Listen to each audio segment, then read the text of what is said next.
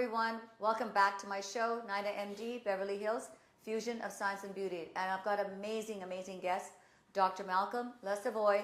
He's a leading plastic surgeon. All the celebs go to him. And he does amazing reconstructive work. So really difficult cases. I think that is so important. When you're choosing a good plastic surgeon, you should have someone that's been able to handle the toughest situations. And then really, everything else is pretty easy, right? Well, I hope so. Welcome back to my show.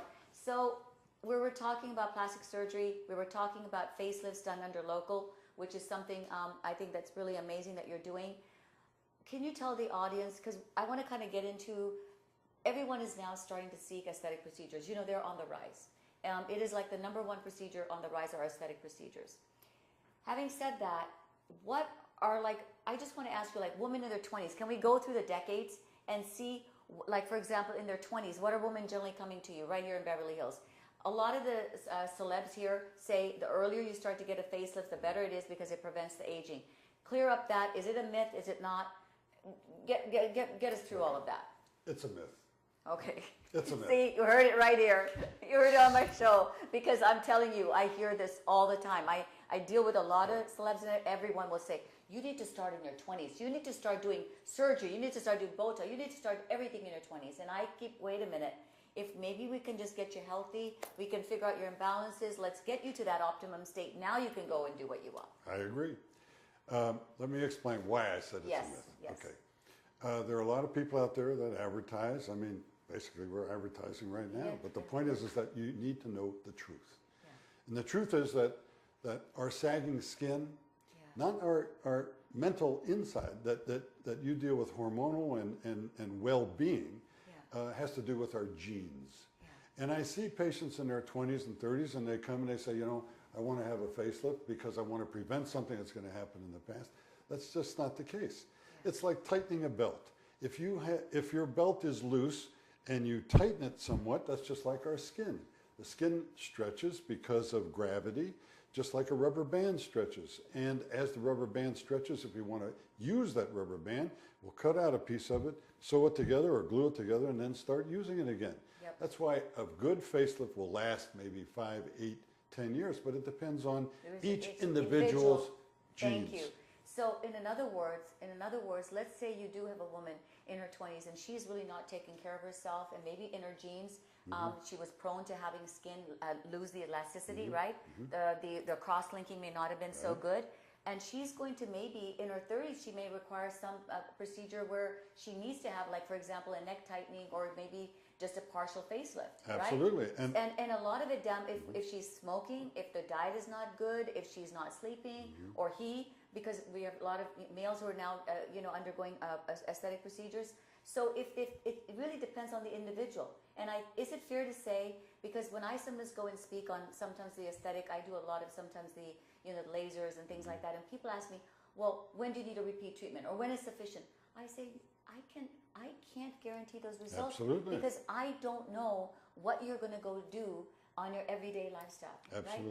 Right? Would you agree with that statement? I agree 1,000%. So having said that, generally speaking, in 30s, what is the major, what do women in their 30s generally? Well, we'll go for men as well. Let's first talk about women in their 30s. I see a lot of women in their 20s and 30s that come for breast augmentation, yes, that's breast very reduction, common. Breast lifts, tummy tucks, mommy makeovers, all of those kinds of things. All right. Usually not for facelifts. I will see them sometimes for upper eyelid lifts because they look somewhat tired because their genes gave them that extra tissue of the upper eyelids. And in men, I see men in their 50s and 60s who are having sagging of the neck, kind of like I have, a little bit here. And sometimes they're just doing neck lift, and in women and in men. And that situation I still do under local anesthesia with an incision just in front of the earlobe and then everything behind, and a little one underneath there. Again, under local anesthesia.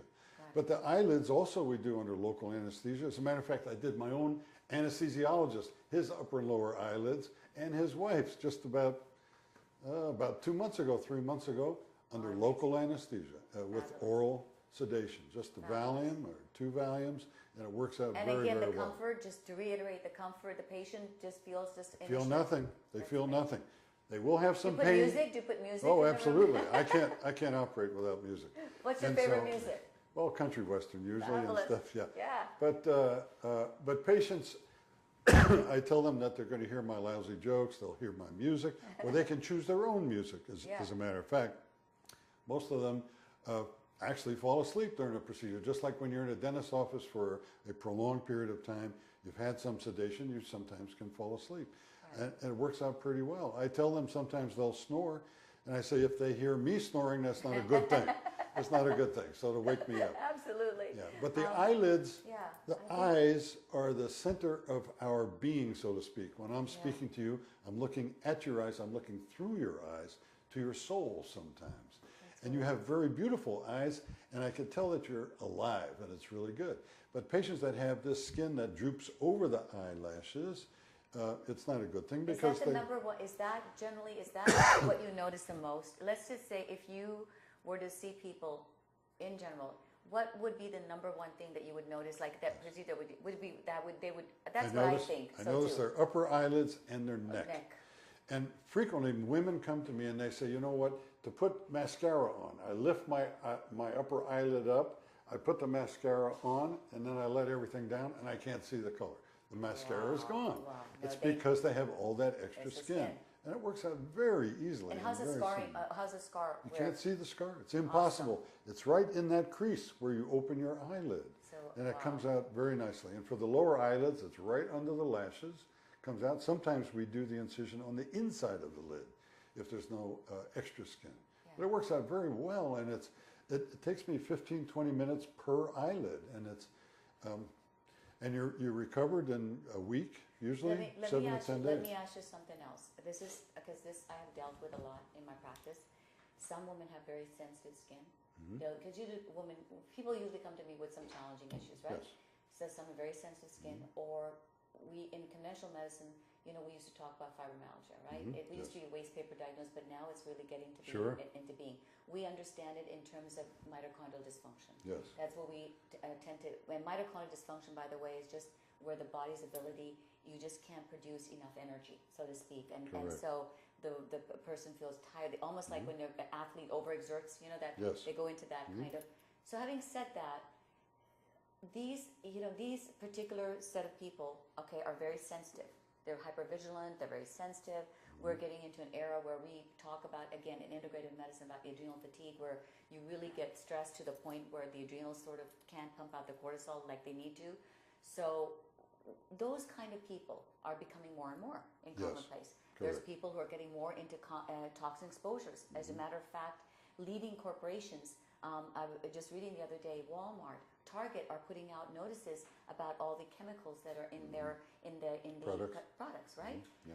Having said that, that type of patient seeking a procedure, do you use latex-free gloves, and do you talk about certain things that you need to, or do extra precautions now that you are aware of these things, or you've just never seen a problem? No, I have not seen a problem. The only time we wear latex allergy gloves if somebody is allergic to latex. Right. But we do this under local, and the patient can interact with you and can tell you if if you're having some itching or they feel a little and you've never stressed. seen any issues with any of the sutures and all that? No, the sutures dissolve. I really want, those are the questions that a lot of these females will have. For the eyelids, the sutures dissolve. As a matter of fact, under local anesthesia, I also do labial reduction. And under local anesthesia with oral sedation. And those sutures obviously dissolve. We don't want to be in there to remove those sutures. But it works out very well. The sutures around for the facelift and for the neck do not dissolve. Those we take out. But it works out very well. And it is interesting that you mentioned patients that have either fibromyalgia or hypersensitivity and things of that sort. We take a complete history and make sure that we're not stepping over anybody's problems or situations like that. If they have high blood pressure or anything like that, I will not do them until their blood pressure is normal. Smoking, not good at all. Taking aspirin in there, we have to take all these precautions. What do you do with a client, for example? Smoking is a huge thing, right, in our society. I tell them that they must stop at least 2 weeks ahead of time. If they're taking the gum or lozenges or anything like that, that's also not good because that has nicotine in it. And that's a vasoconstriction. We have poor healing. I've had anybody with steroids, right? Anyone who's on steroids, for sure. Yeah. No, the patient must be healthy for this procedure. This is the thing, though. We're getting into an environment where people are getting more sick. They're requiring more things like steroids. They're requiring more autoimmune is on the increase more than ever. All of these things, and so I really, this is I know I keep reiterating this, but I think it is so important for the audience to realize this is why I brought you on the show, because as we're getting more sensitized and we're getting more of these autoimmune and those, we need to be doing elective procedures in as least risk as possible. Exactly. And what better than to do it under local? No, I agree, and it's much faster recovery. Patients don't have this overhanging curtain, so to speak, of a general anesthesia that takes them 2 or 3 days to really feel normal. The only disadvantage of this is that my anesthesia friends don't have business. I know that must be. But we get business in other ways for them. Well, you do. The other beautiful part is that you've done so much in terms of reconstruction, and I think as treating complicated cases, so you've seen how difficult cases and that requires certain constructions. I remember when I was in my training, and I mentioned I was with Dr. Krizik. We had in the burn unit. Sure. We used to see these tremendous burn patients, and there's a tremendous amount of damage, skin damage, and as well as other tissue damage, and you deal with it. And when you see those kind of things, you really learn to appreciate. I think, I think the technique for elective surgery becomes even a little different. Would you say that? Oh, absolutely. No, there's no question about it. For example, in children and babies that have cleft lip and cleft palates, in those patients, we're using much less anesthesia. I mean, they definitely have to have general anesthesia, but much less. And so for a procedure that takes less than an hour or so, to transform a baby that has a cleft lip or a cleft palate is an unbelievable thing, but using general anesthesia. But we use much better techniques and situations like that. That's amazing. Listen, what's your website? I want people, you guys, please listen to this website. This is the doctor to get. Oh, thank you. It's LesavoyPlasticSurgery.com. Okay, and that's again spelled Lesavoy. Lesavoy. PlasticSurgery.com. And if you want to just hit me up at NainaMD, we'll give you his name as well. It's www.NainaMD.com. This has been, thank you so much. This has been a great, great show. And we'll see you next week on NainaMD, Beverly Hills, Fusion of Science and Beauty. Bye, you guys.